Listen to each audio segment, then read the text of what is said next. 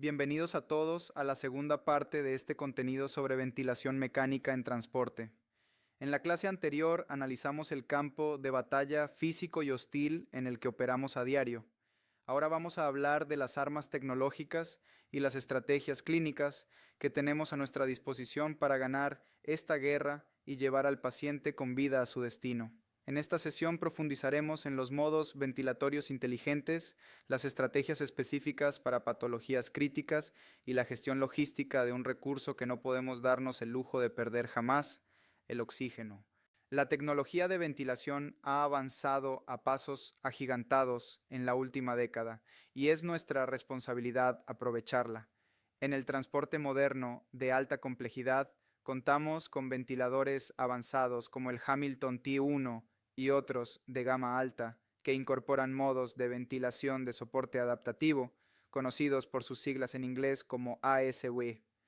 Quiero que piensen en este modo no como una configuración más, sino como un piloto automático, experto que viaja con ustedes en la cabina. Este sistema utiliza algoritmos matemáticos complejos, basados en las ecuaciones clásicas de Otis y Mead, para calcular respiración a respiración, cuál es la forma más eficiente de ventilar al paciente gastando la menor cantidad de energía posible. ¿Cómo funciona esto en la práctica clínica? El sistema mide constantemente en cada respiración la mecánica respiratoria del paciente.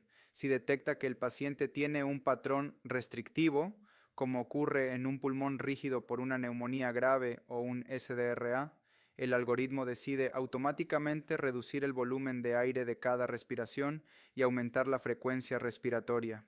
Así evita distender demasiado un pulmón que está duro y frágil, protegiéndolo de la rotura. Por el contrario, si detecta un patrón obstructivo, como en un ataque de asma severo, donde la resistencia es alta, la máquina reduce la frecuencia respiratoria y aumenta el tiempo de exhalación para permitir que el aire atrapado salga, evitando que el tórax se infle peligrosamente. Lo brillante de la ventilación de soporte adaptativo en el entorno de transporte es que se adapta sola y en tiempo real. Imaginen que están ascendiendo en un helicóptero y un neumotórax oculto empieza a expandirse por la altura, cambiando la mecánica del pulmón. La máquina detectará el cambio en la elasticidad casi inmediatamente y ajustará los parámetros para proteger al paciente, permitiéndoles a ustedes dedicarse a otras maniobras críticas como la reanimación con fluidos o el manejo de drogas vasoactivas. Sin embargo, este sistema tiene una ventana de seguridad estricta. Nunca permitirá volúmenes peligrosamente bajos que causen espacio muerto y asfixia, ni frecuencias tan altas que causen atrapamiento de aire severo. Ustedes, como operadores, solo deben ingresar la talla del paciente para que la máquina calcule el peso ideal y el porcentaje de volumen minuto que desean entregar. Pero la máquina, por muy inteligente que sea, no tiene criterio clínico ni conoce la historia del paciente. Eso les toca exclusivamente a ustedes. Deben adaptar la estrategia ventilatoria a la patología específica que están trasladando. Empecemos analizando el síndrome de dificultad respiratoria aguda o pulmón de shock. Aquí el objetivo supremo es proteger el tejido. Usamos estrategias de pulmón abierto con volúmenes bajos, calculados estrictamente entre 4 y 6 mililitros por kilo de peso corporal predicho. Hago un énfasis vital en peso predicho por la talla, no el peso real. Si calculan el volumen por el peso real en un paciente con obesidad mórbida, van a entregar volúmenes masivos que reventarán sus pulmones porque la grasa corporal no respira ni necesita ventilación. Además, necesitamos monitorizar la presión de distensión, que es la diferencia entre la presión meseta y la presión positiva al final de la expiración. Debemos mantenerla baja, menor a 15, para asegurar la supervivencia. En transporte, a veces necesitamos usar niveles de presión positiva muy altos para mantener el pulmón abierto y oxigenar, especialmente en altura donde el oxígeno es escaso. El polo opuesto es el paciente con enfermedad obstructiva, como el asma severa o la enfermedad pulmonar obstructiva crónica, EPOC.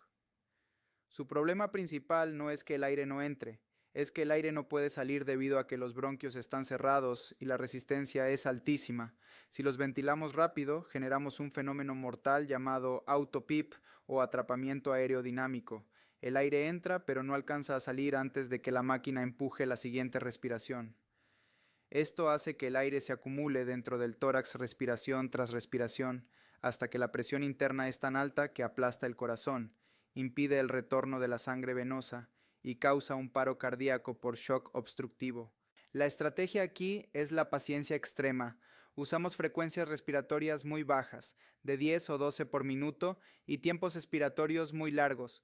Aceptamos deliberadamente que el dióxido de carbono en la sangre suba y el pH baje un poco, lo que llamamos hipercapnia permisiva, con tal de dar tiempo suficiente para que el paciente exhale. Si este paciente entra en hipotensión súbita durante el traslado, la maniobra salvadora inmediata es desconectar el circuito del ventilador, apretar suavemente el pecho y dejar que el aire atrapado salga.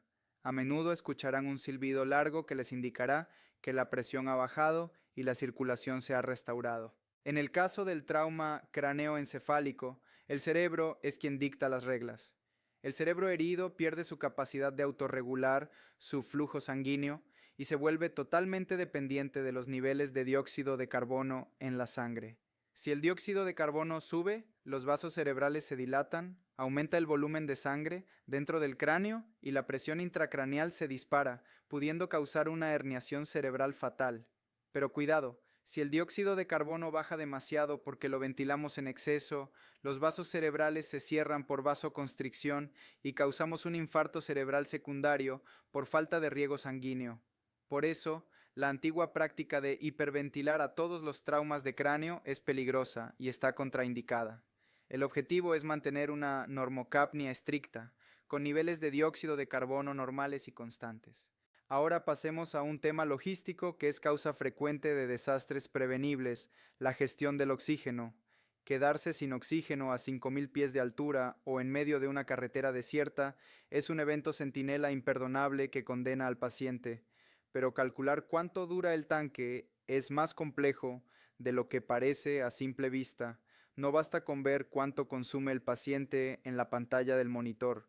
Los ventiladores de transporte consumen oxígeno extra de sus tanques para su propio funcionamiento interno neumático y para generar un flujo base o bias flow continuo en el circuito, que suele ser de 3 a 4 litros por minuto constantes y ocultos. Además, si usan ventilación no invasiva con mascarilla, las fugas de aire por los bordes de la máscara pueden ser masivas, perdiendo de 20 a 30 litros por minuto. Si ustedes calculan la duración del tanque basándose solo en el volumen minuto del paciente y olvidan sumar el flujo base de la máquina y las fugas estimadas, su cálculo estará errado y se quedarán vacíos a mitad de camino, poniendo en riesgo inminente la vida del paciente. Recuerden siempre usar la fórmula correcta considerando la presión actual del tanque y el factor de conversión específico del cilindro que están usando. Finalmente, hablemos de la resolución de problemas bajo presión extrema. Cuando suena una alarma en la ambulancia, es fácil bloquearse por el estrés y el ruido. Para evitarlo, usen siempre la mnemotecnia DOPES.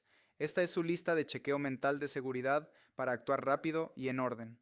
La letra D es por desplazamiento. ¿Se movió el tubo endotraqueal? ¿Se salió o se metió demasiado profundo al bronquio derecho debido al movimiento del vehículo? La letra O es por obstrucción. El paciente está mordiendo el tubo, se dobló el circuito contra la baranda de la camilla, hay secreciones espesas tapando la vía aérea, aspiren inmediatamente. La letra P es por neumotórax. ¿Escuchan ruidos respiratorios asimétricos? El tórax se expande de un solo lado. En transporte, los neumotórax crecen rápido. ¿Necesita descompresión urgente con aguja? La letra E es por equipo. Falló la máquina, se acabó la batería, se desconectó la manguera de oxígeno de la pared. Y la letra S es por respiraciones apiladas. El paciente tiene aire atrapado o autopip. Desconecten el circuito para permitir la exhalación. También es vital que aprendan a reconocer las disincronías observando las curvas en la pantalla del ventilador.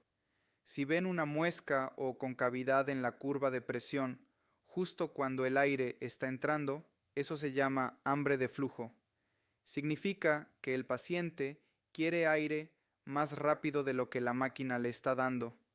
La solución es aumentar la velocidad del flujo o cambiar a modo presión.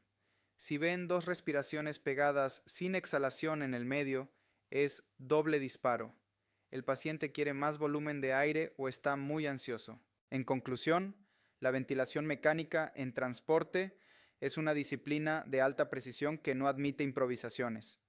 Requiere que ustedes anticipen los efectos físicos del entorno hostil, elijan la estrategia clínica correcta para la patología específica, proteger en el pulmón de shock, dar tiempo en el asma, normalizar en el trauma cerebral y gestionen sus recursos de oxígeno con cálculos matemáticos precisos.